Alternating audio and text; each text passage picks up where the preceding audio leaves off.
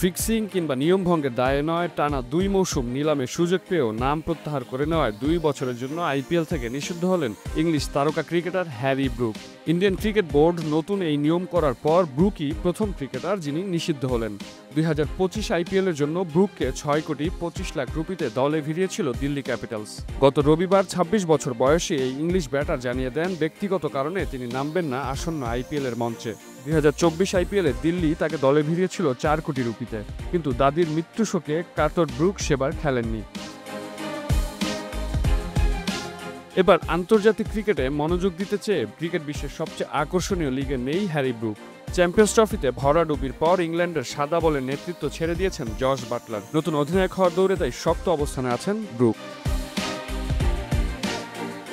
Indian express জানিয়েছে ব্রুককে নিষিদ্ধ করার ব্যাপারে ভারতীয় ক্রিকেটের নিয়ন্ত্রক সংস্থা বিসিসিআইয়ের তরফ থেকে ইংল্যান্ড অ্যান্ড ওয়েলস ক্রিকেট বোর্ডকে অবগত করা হয়েছে।